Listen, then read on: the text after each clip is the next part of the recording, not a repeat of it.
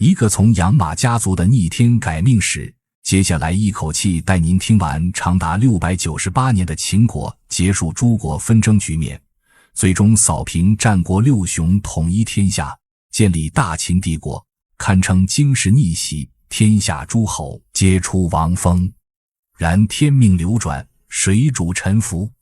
谁能想到，一个最初仅为周王室养马的卑微家族，竟能历经近700年的血火淬炼，最终扫平陆河，一匡天下，建立起中国历史上第一个大一统的中央集权帝国大秦。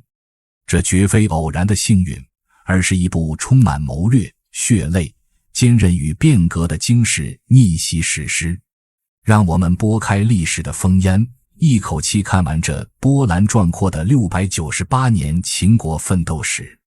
故事的起点远在公元前905年左右，周孝王时期，一个名叫秦非子的人因擅长养马而得到重用。他兢兢业业，将周王室的马匹养得膘肥体壮，远非后世传说中那位贪玩叛逆的弼马温可比。周孝王赏识其功，将一块不足50里，名为秦的边陲之地封赐给他。秦非子在此建立附庸，号曰秦营。这就是秦国的雏形，一个以养马戍边为职责的微小的几乎可以忽略的部族据点。然而正是这星星之火点燃了未来燎原的烈焰。秦国甫一诞生，便与强悍的西戎诸部陷入了长达200余年的残酷战争，生存是他最初也是唯一的命题。公元前858年，在位42年的奠基者秦非子去世，其子秦侯继位，继续履行着为周天子养马和戍边抗戎的双重使命。11年后，秦侯离世，子秦公伯继位。又3年，秦公伯卒，其子秦仲登上历史舞台。秦仲即位之初，正值西戎大规模反叛周王朝，他们不仅侵袭周氏，更凶残地屠戮了远在犬丘的秦仲同宗大洛一族。血海深仇，不共戴天。秦与西戎之间再无转圜余地。直到公元前824年，周宣王即位，任命秦仲为大夫，命其率军讨伐西戎。然而复仇之路充满荆棘。约公元前822年，在位23年的秦仲在与西戎的血战中壮烈殉国。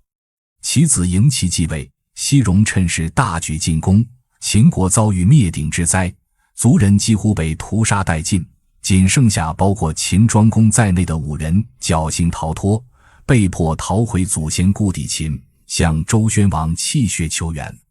周宣王深谙西戎之患，遂发兵7000助秦。在周王朝的强力支持下，秦人终于将西戎赶出秦地。公元前821年，秦庄公因击退西戎有功，被周宣王封为西垂大夫，并将原属大洛之族的犬丘之地赐予秦国。这标志着秦国在废墟中初步站稳了脚跟。秦庄公在位长达44年，为秦的早期恢复奠定了基础。其子秦襄公继位后，历史迎来了关键转折。秦襄公在位期间，发生了改变西周国运的烽火戏诸侯事件。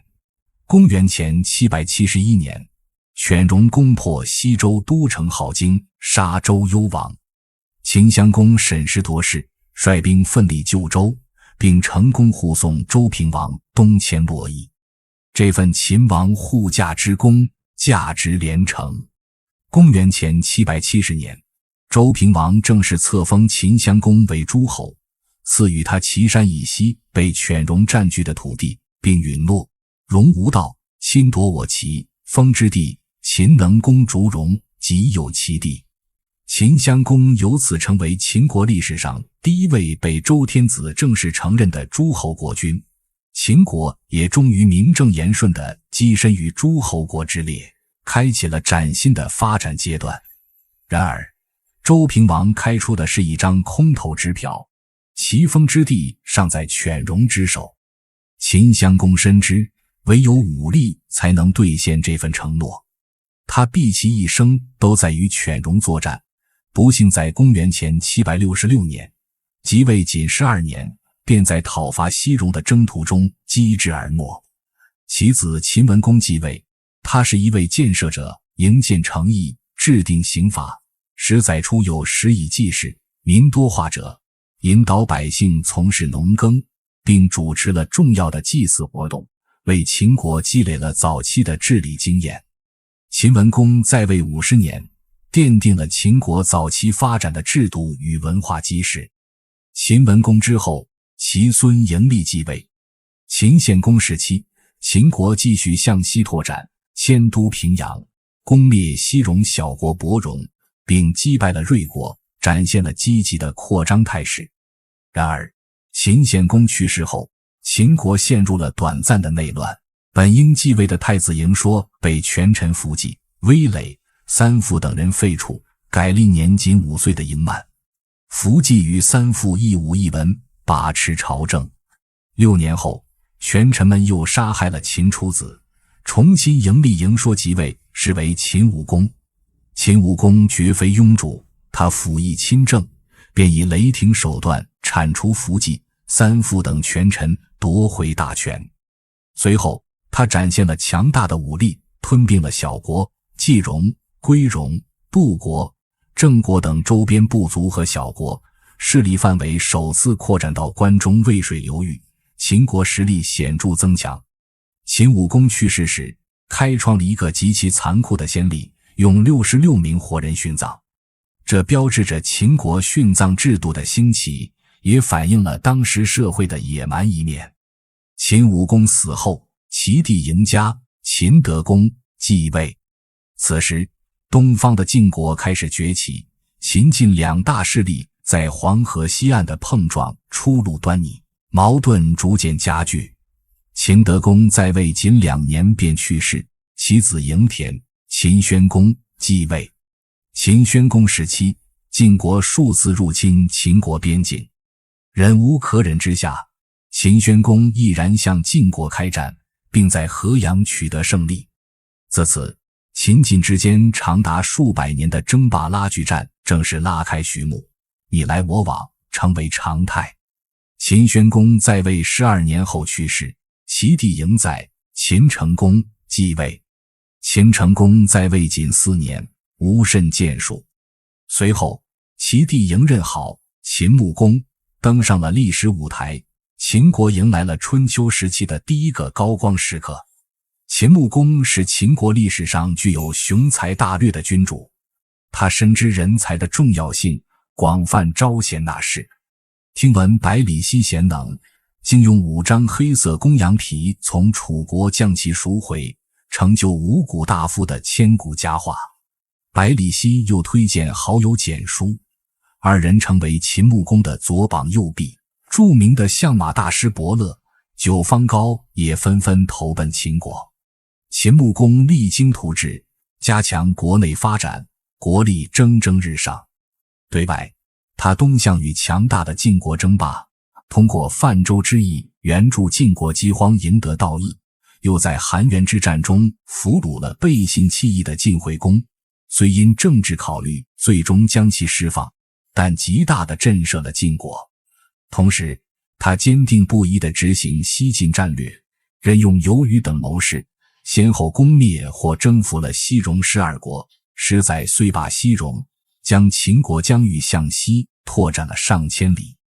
周襄王特意派遣使者赐予秦穆公金鼓，正式承认其为西方诸侯之伯。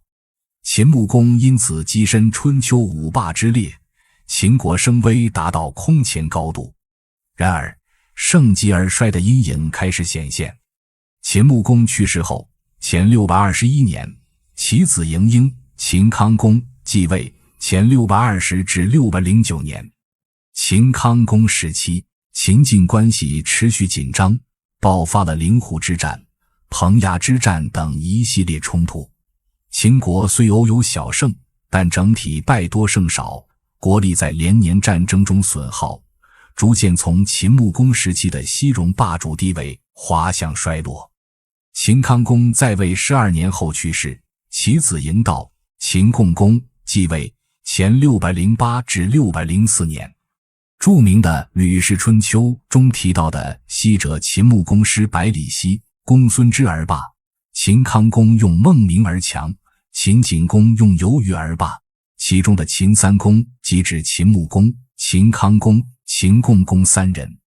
秦共公在位仅4年便去世，其子嬴戎、秦桓公继位，前603至577年。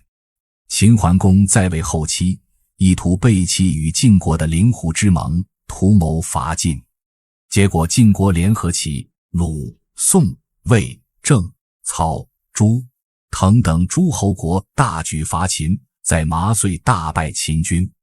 此役后，秦国元气大伤，向东被晋国牢牢压制，无法出小韩；向南因秦陵阻隔，以南土巴蜀，陷入极其尴尬的战略困境。秦桓公去世后，其子嬴石、秦景公继位，前576至537年。秦景公在位长达40年，面对强劲的压力，他选择了务实的外交策略。经过长期努力和多方调解，秦国与晋国这对纠缠了80多年的冤家终于达成和解，恢复了相对和平的关系。这为秦国赢得了宝贵的喘息和发展时间，国力得到一定程度的恢复。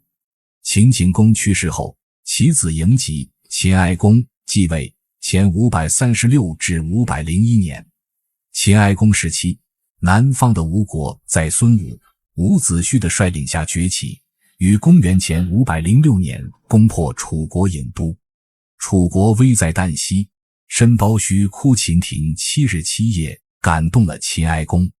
秦哀公发兵救楚，击败吴军，帮助楚昭王复国，展现了秦国在关键时刻仍能影响中原局势的能力。秦哀公在位36年去世，其孙嬴宁、秦惠公继位，前500至492年。秦惠公在位期间，秦国在相对和平的环境中稳定发展，国力有所增强。秦惠公之后，其子嬴盘、秦悼公继位，前491至477年。秦悼公时期，秦国再次将目光投向西方，不断征伐西戎大地上的义渠等部落，并在黄河边修筑防御工事、堑落，试图稳固西部边疆。秦悼公在位15年去世，其子嬴赐、秦厉共公继位，前476至443年。秦厉共公在位长达34年，是战国初期秦国在位时间最长的君主。他继承了父亲西晋的策略，继续与义渠等戎狄作战。然而，公元前444年，义渠戎趁秦国不备，发动大规模进攻，一度深入至渭水北岸的渭阳，对秦国核心地带构成严重威胁。最终虽被击退，但也暴露了秦国防线的脆弱。秦厉共公去世后，其子嬴辛、秦悼公继位，前442至429年。秦悼公时期，义渠戎的威胁依然存在，其在位14年，建树不多。公元前429年，秦悼公去世，其弟嬴封、秦怀公被拥立，前428至425年。秦怀公时期，朝政被以庶长朝为首的旧贵族势力把持，国君形同傀儡。仅4年后，前425年，在贵族的逼迫下，秦怀公无奈自杀。随后，大臣们拥立秦怀公之孙嬴素、秦灵公继位，前424至415年。秦灵公面对的是魏国在李悝变法后迅速崛起的巨大压力。魏国不断西侵，秦灵公被迫在黄河边修筑集孤城、重泉城等要塞，试图阻止魏军西进，但效果有限。秦灵公在位10年去世，权臣们没有拥立其子嬴师喜，后来的秦献公，而是拥立了他的叔父嬴道子、秦简公继位前414至400年。秦简公时期，魏国名将吴起率领精锐的魏武卒大举进攻，夺取了秦国至关重要的河西之地。这一重大失败使秦国失去了东晋的桥头堡和附属之地，战略态势急剧恶化。秦简公去世后，其子嬴人秦惠公位于春秋秦惠公区分，常称秦后惠公或秦惠公前元，继位前399至387年。此时的秦国四代乱政，赵、怀、陵、简已近尾声，但积贫积弱，内忧外患。秦后惠公不甘心失去河西，公元前389年，他倾全国之力，集结了号称50万的大军，发动了旨在收复河西的阴晋之战。然而面对吴起率领的仅5万魏武卒，秦军惨遭大败，几乎全军覆没。此役彻底打断了秦国的脊梁，国势跌至谷底，陷入诸侯卑秦的窘境。秦后惠公在位13年，于公元前387年在忧愤中去世。其年仅2岁的儿子嬴昌，秦出公继位前386至385年，由其母小主夫人摄政。小主夫人重用宦官和外戚，导致贤臣离心，朝政更加混乱。公元前385年，压抑已久的秦国贵族终于爆发，发动政变，杀死秦出公及其母。他们从魏国迎回流亡多年的秦灵公之子嬴师袭，拥立其为君，是为秦献公前384至362年。这位历经磨难的君主肩负着复兴秦国的重任。秦献公是秦国由弱转强的关键人物，他深知国家积弊深重，在国内进行了一系列重要的改革，废除惨无人道的人殉制度，此举意义重大，顺应了时代潮流，发展经济，鼓励生产，编制户籍，加强对人口的管理，推广县制，加强中央对地方的控制，同时积极备战。这些改革虽然不如后来的商鞅变法彻底，但有效地稳定了国内局势，遏制了国力下滑的趋势，初步恢复了元气，为后续的深刻变革奠定了基础。秦献公还数次发动对魏国的战争，试图收复河西失地，如石门之战前364年和少梁之战前362年，虽未能完全成功，但取得了一些局部胜利，如俘虏魏将公孙痤，大大提振了秦军士气，阻止了秦国继续沉沦。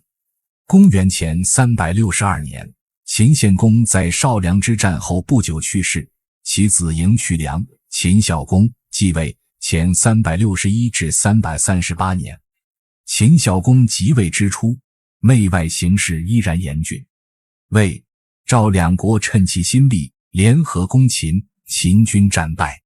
年轻的秦孝公痛感诸侯卑秦，口沫大焉，决心彻底改变秦国贫弱的面貌。公元前361年，他颁布了震动天下的求贤令，向各国广招人才，宾客群臣有能出奇迹强秦者，吾且尊官，与之分土。这道充满诚意的诏令，如黑夜中的明灯，吸引了魏国人公孙鞅、商鞅西行入秦。商鞅的到来彻底改变了秦国的命运。经过与秦孝公的深入讨论，地道、王道、霸道之变，商鞅的强国之术深深打动了决心改革的秦孝公。公元前359年，在克服重重阻力，尤其是甘龙、杜挚等守旧派的反对后，秦孝公力排众议，任命商鞅为左庶长，在秦国拉开了轰轰烈烈的变法序幕。为了取信于民，商鞅在国都南门上演了著名的喜怒立信，树立了法令的权威。第一次变法的核心内容包括颁布垦草令，鼓励开垦荒地，发展农业，建立严密的户籍制度，15连坐法，加强社会控制，奖励军功，军功爵制，打破世卿世禄，规定有功者显荣，无功者虽富无所分华，重农抑商，鼓励耕织，焚烧儒家经典，推行法令教育。这些措施极大地激发了生产积极性和战争潜力。经过第一次变法，秦国经济、军事实力迅速增强。公元前358年，秦国新军在原里击败韩军，前354年又在西山大败魏军，前350年秦孝公与魏惠王在杜平会盟，结束了秦国长期被中原诸侯排斥在会盟之外的局面，标志着秦国重新崛起为重要力量。同年，秦孝公支持商鞅进行第二次更深刻的变法，将国都从岳阳迁至更具战略意义的咸阳，普遍推行县制，将权力收归中央，开阡陌封疆，废除井田制，承认土地私有和买卖，彻底解放生产力，统一度量衡，按户征收军赋，革除戎狄陋俗，禁止父子兄弟同室居住。商鞅变法是一场触及灵魂的深刻革命，它重塑了秦国的政治、经济、军事和社会结构，将秦国打造成一架高效而冷酷的战争机器。其核心精神法治虽严苛，农战、集权成为秦国日后统一天下的根本保障。周显王也派使臣赐予秦孝公伯霸的称号，秦国正式跻身战国七雄之列。公元前341年，魏国在马陵之战中被齐国重创，损失大将庞涓和精锐部队。秦国敏锐地抓住机会，联合齐、赵两国攻打魏国，在暗门大败魏军，俘虏魏将魏错。魏国被迫割让部分河西土地求和。公元前340年，商鞅亲率秦军再次伐魏，用计俘虏魏军主将公子养，大获全胜。魏惠王被迫将都城从安邑迁至大梁，并将河西大部分土地割让给秦国。至此，秦国不仅完全收复了秦献公、秦孝公两代梦寐以求的河西失地，更将势力推进到黄河东岸，建立了稳固的东出基地，战略态势彻底扭转。然而，就在秦国高歌猛进之时，公元前338年，秦孝公病危。据传他曾欲传位于商鞅，但商鞅拒绝。秦孝公去世后，其子嬴驷继位，是为秦惠文王，前337至311年。秦惠文王是一位极具政治手腕和战略眼光的君主。他深知商鞅变法虽强秦，但也因严刑峻法、刻薄寡恩而树敌无数，尤其是触动了宗室贵族的利益。为了巩固军权并平息旧贵族的怨恨，秦惠文王即位不久，便以谋反之名逮捕商鞅。尽管他最终将商鞅车裂灭族，却坚定地表示商君之法不可废也。他处死了变法的功臣，却完整保留了变法的成果，并继续推行。这一举动既除掉了权倾朝野的商君，又确保了新法的延续，展现了高超的政治智慧。在秦惠文王统治下，秦国继续扩张。公元前330年，大将公孙衍西守，在雕阴大败魏军，迫使魏国彻底献出河西之地。次年，秦军渡过黄河，攻占魏国的汾阴、皮氏、焦、曲沃等地，接着又攻占濮阳。在秦军强大的军事压力下，魏国又被迫将上郡15县全部献给秦国。秦国疆域空前扩大。然而，秦国的扩张也引起了东方各国的恐慌。公元前318年，魏相公孙衍发起5国伐秦，魏、赵、韩、燕、楚合纵联军，气势汹汹而来。秦惠文王派大将出李吉率军在函谷关迎战，大败联军于修鱼，斩首8万。同时，西方的义渠也趁火打劫，袭击秦国后方。秦国凭借强大的军力和有利地形，成功化解了这次东西夹攻的危机。秦惠文王的战略眼光还体现在对巴蜀的经略上。公元前316年，他采纳大将司马错的建议，力排张仪先伐韩的争议，认为得蜀则得楚，楚亡则天下并矣。遂派司马错、张仪率军伐蜀，仅用10个月便灭掉蜀国，随后又灭掉巴国和居国。秦国不仅获得了天府之国的广袤土地和丰富资源，更在长江上游对楚国形成了居高临下的战略优势，并设立巴郡、蜀郡、汉中郡进行管理。秦惠文王还效仿山东六国，于公元前325年正式称王，秦惠文王。在东方，秦国的打击重点转向楚国。公元前312年，秦楚爆发大战，秦将魏章在丹阳大败楚军，斩杀甲士8万，俘虏楚将屈盖等70余人，攻占楚国汉中之地600里，设置汉中郡。楚怀王不甘失败，进发全国之兵再次攻秦，双方在蓝田展开决战，楚军再次遭遇惨败，楚国被迫割让2座城池求和。至此，秦国将关中、汉中、巴蜀3大板块连成一片，对山东6国形成了据小韩之故，拥雍州之地的绝对地理优势，统一之势初显。秦惠文王在位27年，将秦国带入了真正的强国之列。公元前311年，秦惠文王去世，其子嬴荡继位，是为秦武王，前310至307年。秦武王勇武好战，以力大著称。他设置丞相，初李吉为右丞相，甘茂为左丞相，继续结盟魏国，并派兵平定蜀地叛乱，北击义渠，威名远扬。他更有问鼎中原之志。公元前308年，他派左丞相甘茂出使魏国，迫使魏国与秦结盟。同年，秦武王命甘茂率军攻打韩国重镇宜阳。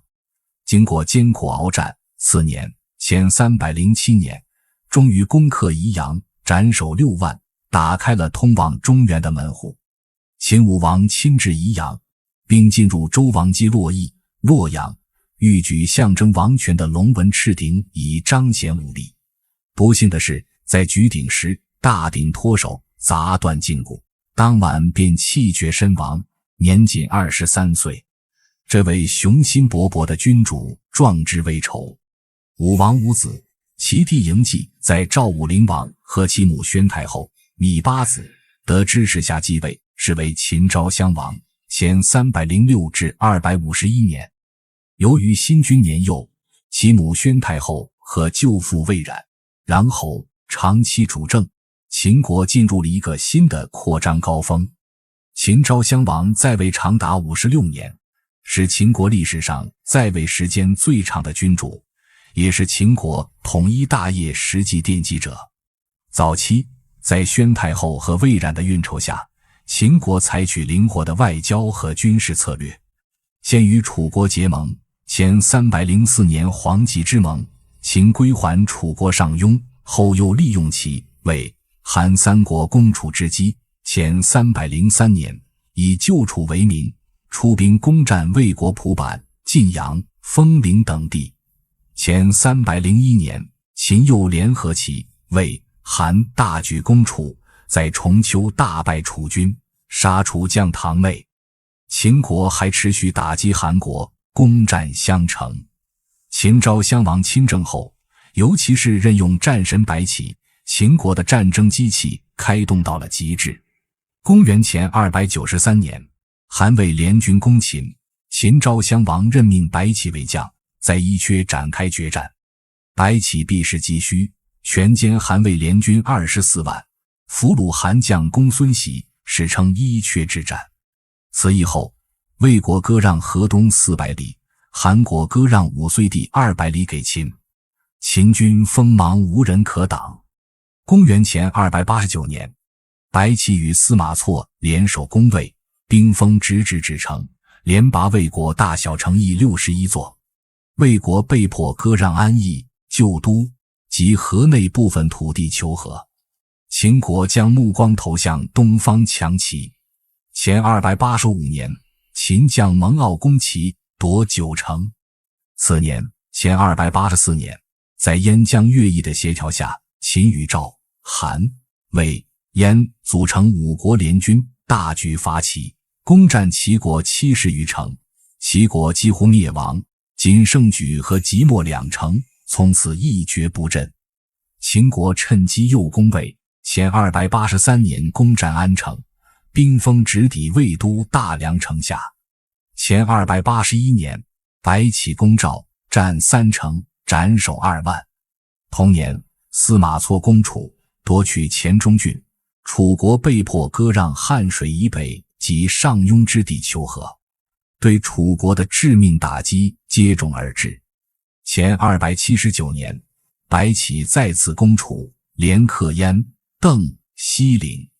前278年，白起发动燕郢之战，攻破楚国国都郢，焚烧楚先王陵墓夷陵。楚顷襄王仓皇东逃，迁都于陈。秦国在郢地设立南郡，楚国从此元气大伤，失去了争霸资格。秦国随后将矛头再次对准魏国。前276年，白起攻魏，占2城。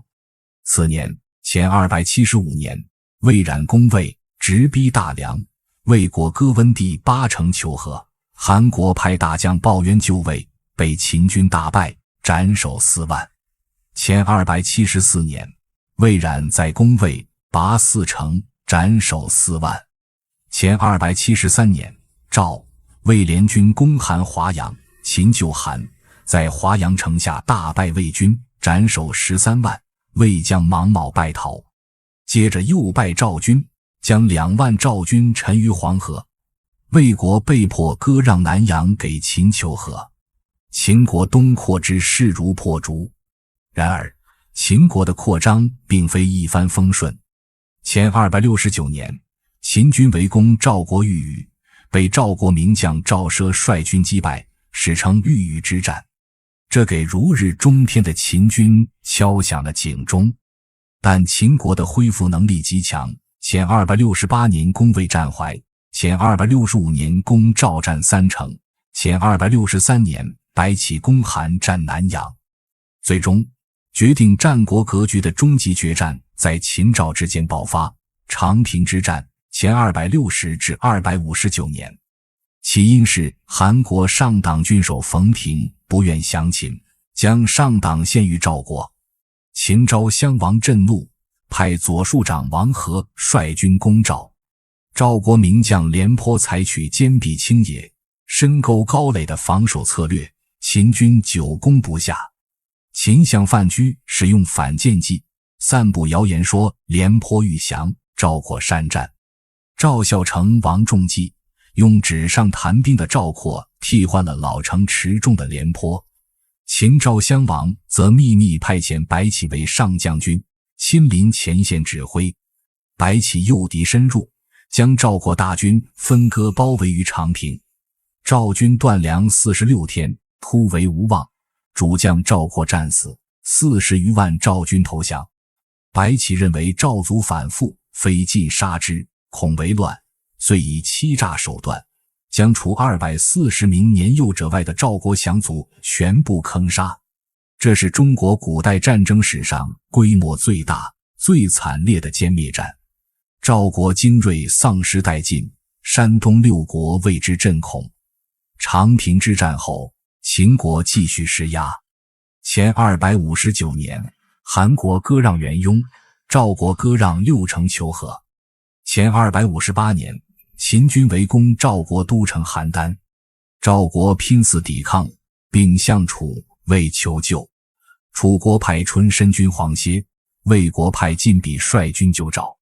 秦军出战不利，秦昭襄王欲令病中的白起再次挂帅，白起认为此时攻邯郸必败，坚决拒绝。秦昭襄王认为白起心怀愿望，最终逼迫其自杀。前257年，同年，魏国信陵君魏无忌窃符救赵，击杀晋鄙夺军，在邯郸城下大败秦军。秦将郑安平率2万人降赵，邯郸之围遂解。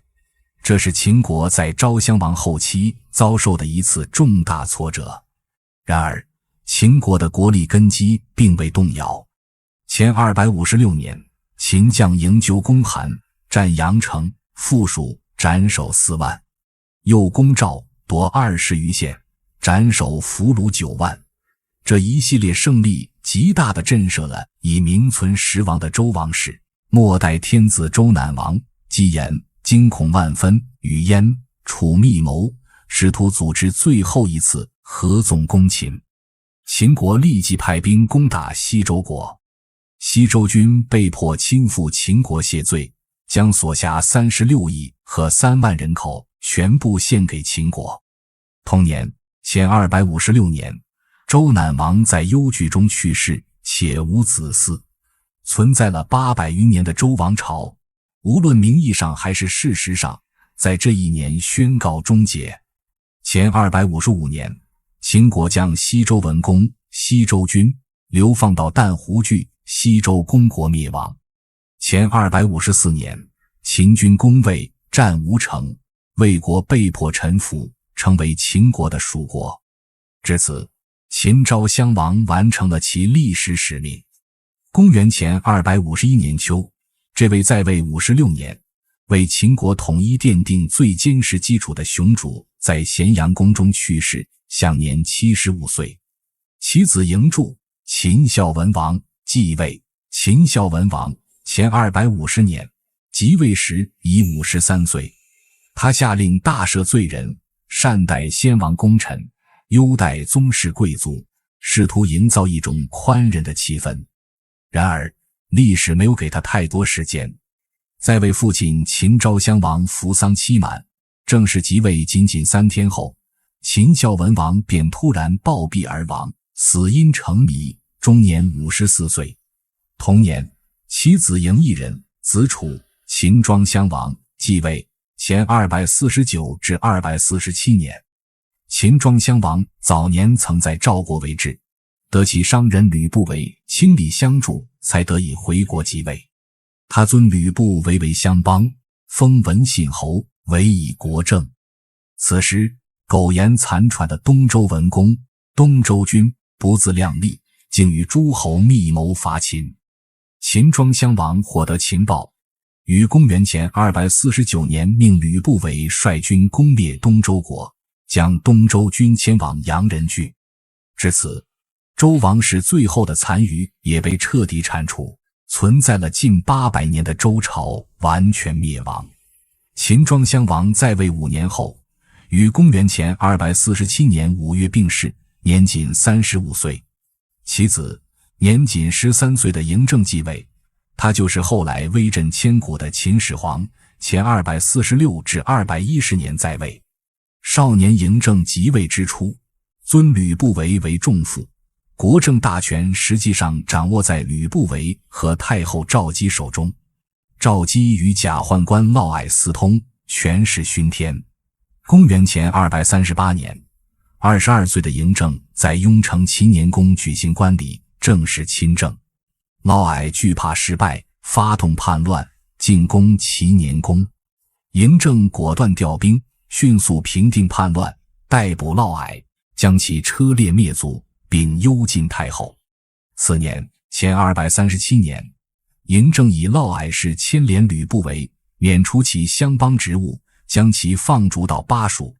吕不韦深知与嬴政关系已无法挽回，于前235年饮鸩自杀。自此，年轻的秦王嬴政真正独揽秦国大权，开始了他横扫陆河的征程。他重用李斯、魏辽、王翦、王贲、蒙恬等文武贤才，制定了远交近攻、分化瓦解、各个击破的清晰战略。灭国大战的序幕由弱小的韩国拉开。公元前230年，秦内史腾率军攻韩，俘虏韩王安，韩国灭亡，秦至颍川郡。同年，赵国发生严重旱灾，秦王政抓住时机，命王翦率大军攻赵，围攻邯郸。赵国名将李牧率军顽强抵抗，秦军进展缓慢。秦再次使用反间计，重金贿赂赵王宠臣郭开，散布李牧、司马尚谋反的谣言。昏聩的赵王迁重计，杀李牧，废司马尚，改用赵聪、严居为将。公元前228年，王翦大破赵军，杀赵聪，攻占邯郸，俘虏赵王迁。赵国灭亡，公子嘉逃往代地，自立为代王。公元前227年，燕国太子丹派荆轲刺秦失败，秦王政震怒，命王翦新生攻燕。燕军与代王家的残军联合在易水之西抵抗，被秦军击溃。次年，前226年，秦军攻占燕都畿城，燕王喜逃往辽东，并杀太子丹献首级以求和。秦军主力转而攻楚。前225年，秦王政派年轻将领李信和蒙武率20万大军攻楚，出战顺利，攻占平舆、秦等地。但楚将项燕、项羽祖父率军尾随，趁秦军不备，在城附发动反击，大败李信军，秦军损失惨重。秦王政闻讯，亲赴平阳，请老将王翦出山，倾全国之力，发兵60万交其统领。王翦采取稳扎稳打、以逸待劳的策略。前224年，王翦、蒙武率60万大军攻楚，大破楚军于齐，斩杀楚将项燕。次年，前223年，秦军攻入楚都寿春，俘虏楚王复出。王翦继续南进，平定楚国江南地，降服百越之军，楚国灭亡。在攻楚期间，前225年，秦王政派将军王贲攻魏，引黄河、鸿沟水灌魏都大梁。3个月后，城垣崩塌，魏王甲投降，魏国灭亡。最后一个大国齐国，长期奉行是秦晋的绥靖政策，坐视五国灭亡。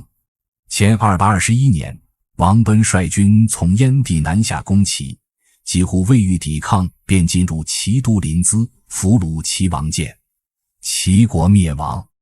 至此，秦军如秋风扫落叶般，在10年之内，前230至221年，相继灭亡韩、赵、魏、楚、燕、齐6国。公元前221年，秦王嬴政完成了亘古未有的统一大业。他自认为德兼三皇，功过5帝，创造皇帝称号，自称始皇帝，宣告秦朝的诞生。他废除分封制，推行郡县制，分天下为36郡，后增至40余郡，由中央直接管辖，统一文字、货币、度量衡，修筑驰道、知道，统一车轨，北击匈奴，南征百越，修筑万里长城，迁徙豪富，销毁兵器。这一系列措施奠定了中国2000余年中央集权封建王朝政治制度的基本格局，百代皆行秦政法并非虚言。然而，秦法严苛，徭役兵役繁重，如修建阿房宫、骊山陵，也埋下了巨大的社会隐患。公元前210年，秦始皇在第5次东巡途中病逝于沙丘平台，年仅49岁。宦官赵高与丞相李斯合谋篡改遗诏，逼死本应继位的长子扶苏和大将蒙恬，改立幼子胡亥为帝，是为秦二世。前210至207年在位，史称沙丘之变。秦二世昏庸无能，朝政被赵高完全把持，指鹿为马。赵高变本加厉，推行严刑峻法，横征暴敛，终于激起了大规模的民变。公元前209年，陈胜、吴广在大泽乡揭竿而起，天下云集响应，六国旧贵族也纷纷起兵复国，秦朝陷入空前危机。公元前207年，项羽率领楚军在巨鹿之战中破釜沉舟，大败秦将章邯、王离率领的秦军主力，秦军精锐丧失殆尽，章邯最终投降项羽。同年，在位仅3年的秦二世胡亥被赵高逼迫自杀于望夷宫，年仅24岁。赵高拥立扶苏之子嬴子婴为秦王，取帝号。子婴设计于斋宫中刺杀赵高，以其3族。然而大厦将倾，独木难支。1个多月后，前207年10月，刘邦率军攻破武关，进入关中，兵临咸阳。子婴白马素车，骑警一卒，在直道向刘邦投降。又1个月后，前206年12月，项羽率诸侯联军进入咸阳，杀秦王子婴，焚烧秦宫室，大火3月不息。至此，自秦妃子受封前905年起，相国698年，历经38位君主含子婴的秦国，以及统一后仅存续14年的秦朝，宣告彻底灭亡。回望这近700年的秦国史，从渭水河畔的养马附庸，到囊括四海的大秦帝国，其经世逆袭绝非偶然。顺应时代潮流的深刻变革，商鞅变法是其崛起的核心引擎，它彻底激活了秦国的战争潜力和社会效率。新法政策的隔代坚定传承，从秦孝公到惠文王、昭襄王，直至秦始皇，虽有权臣更迭，君主更替，但商君之法内核始终未变，确保了国家战略的连贯性和稳定性。历代明君秦襄公、穆公、献公、孝公、惠文王、昭襄王、秦始皇，目标的高度一致性，东出争霸，统一天下，如同火炬接力，指引着秦国在跌宕起伏中始终朝着一个方向前进。这3者相辅相成，共同铸就了秦国的强大与统一。